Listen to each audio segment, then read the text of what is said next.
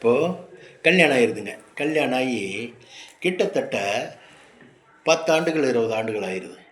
20 ஆண்டுகள் ஆனாலும் நீங்கள் சலிக்கிறதில்ல. உங்களுக்கு வாழ்க்கை வாழ்க்கை உங்களுக்கு சலிப்பே வர்றதில்ல.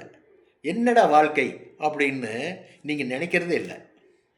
ஏன் நினைக்கிறது இல்லைன்னா, அந்த சந்தோஷம் அந்த அவர் கரம் பிடிச்சதுலேருந்தே அந்த சந்தோஷம் இருக்குது, ஹாப்பியாக இருக்குது. ஆஃபீஸ் விட்டு வரும்போதே அவர் சிரிச்ச முகத்தோடு வந்து பூவெல்லாம் வாங்கிட்டு வந்து, எங்கேயாச்சும் வெளியே போகலாமா, ஜாலியாக இருக்கலாமா, வெளியே போகலாமா, ஹோட்டல் போகலாமா அப்படிங்கிறார் அப்படிங்கிறாரு அப்படின்னு ஒரு மகிழ்ச்சியாக இருக்கார். அவங்க இல்லைம்மா ஹோட்டலுக்கு போகலாம், ஹோட்டலுக்கு போய் சாப்பிட்டு இன்றைக்கி ஒரு சினிமா பார்த்துட்டு வரலாங்கிறாரு. அப்புறம் லீவு நாளில் கோயிலுக்கு போயிட்டு வரலாங்கிறாரு. அப்புறம் குளிக்கும்போது, நான் பாத்ரூமில் குளிக்கும்போது மேலுக்கு சோப் போட்டுங்கிறாரு, டவல் எடுத்துகிட்டு ஓடி வர்றாரு, கிச்சனில் பூத்துக்கிறாரு, கிச்சனில் பூந்து நமக்கு ஹெல்ப் பண்ணுறாரு, இந்த மாதிரி. அப்புறம் உடனே ஆஃபீஸ்க்கு வண்டி எடுத்துகிட்டு வந்துடுறாரு. டிஃபன் எல்லாம் நல்லா இருந்ததா, நல்லா இல்லாட்டி நான் டிஃபன் வாங்கிட்டு வரட்டா அப்படிங்கிறாரு. என்னங்க வாழ்க்கை எவ்வளோ தித்திப்பாக போயிட்டுருக்குது பாருங்கன்னு. வாழ்க்கை எப்படி போயிட்டுருக்கு பாருங்கள். வாழ்க்கை அவ்வளவு சந்தோஷம் போயிட்டுருக்கு. அந்த ஆஃபீஸில் பூராமே ஒரு பொறாமைங்க இந்த பெண்மணி மேலே. என்ன கணவர் இப்படி இருக்காரு, இவ்வளோ அன்பாக இருக்கார், இவ்வளோ பாசமாக இருக்காது அப்படின்னு அவங்க அந்த பெண்ணை கேட்குறாங்க. அப்புறம் அந்த பெண் சொல்லுது, நானும் அது மாதிரி தாங்க அவர் மேலே ரொம்ப அப்ரேஷனாக இருப்பேன். எனக்கு உலகமே அவர் தானுங்க, எனக்கு உலகமே அவர் தான் நல்லா என்னை பார்த்துக்குவார், கவனிச்சுக்குவார், பண்டிக்குவார், எல்லாமே. தூங்குகிற நேரத்தில் மட்டும்தான் அங்கே மறந்து நான் தூங்குவேனே தவிர மற்ற நேரமெல்லாம் அவர் நினைப்பாகவே இருக்கு எனக்கு.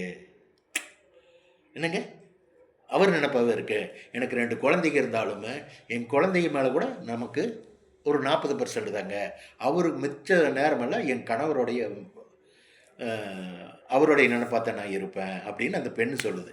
அப்போது எந்த அளவுக்கு அவங்களுடைய வாழ்க்கை பாருங்கள், எவ்வளவு ஜாலியாகவும் எவ்வளவு ஒரு அன்பாகவும் ஒருத்தருக்கு ஒருத்தர் அன்பாக இருக்கிறாங்க, பாச உணர்வோடு இருக்காங்க.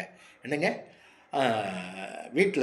வீட்டுக்கு வந்தாருன்னா வீட்டுக்கு வந்த உடனே காஃபி, சாப்பாடு, போக்குவரத்து நல்லா கவனித்து ரொம்ப அதை நேர்மை, சத்திய நேர்மை, தர்ம பிரகாரம் வாழ்கிறாங்க. அவரை மட்டும்தான் இந்த பெண்மணி ஆண்மகன்னு பார்த்துருக்கு. அவரை மட்டும்தான் ஆண்மகன்னு பார்த்தது அவர் கணவரை மட்டும்தான். இவர் பெண்ணுன்னு பார்த்தது இந்த அவரோட ஒய்ஃபு தான். மற்றபடியெல்லாம் அவங்க உலகத்தை அந்த மாதிரி ஒரு கீழே அவங்க எல்லாம் போனதும் கிடையாது, பார்த்ததும் கிடையாது. உண்மையாக வாழ்ந்துட்டு இருக்காங்க. அதனால தான் அவ்வளவு சந்தோஷம் அவங்களுக்கு, அவ்வளோ சந்தோஷம். கடவுளை ஒத்துழைக்கிறாருங்க. அவங்களுக்கு பெரிய கஷ்டத்தெல்லாம் கொடுக்காம எப்பவுமே மகிழ்ச்சியாக வச்சுக்கிறாரு. இதுக்கு என்ன காரணம் தெரியுங்களா? என்ன காரணங்க? சத்திய, நேர்மை, தர்மம். அக்னிக்கு முன்னாடி தாலி கட்டினார்ல ஆடவன், கடவுள் கொடுத்த அந்த முடிச்சு போட்டது மதித்து அந்த பெண் நடக்கிற ஒரே காரணம் தாங்க இவ்வளவு சந்தோஷமாக அவங்க மகிழ்ச்சியாக இருக்கிறாங்க. சொல்ல வர்றேன். வச்சுட்டுங்களா? ஓகே, பாய்.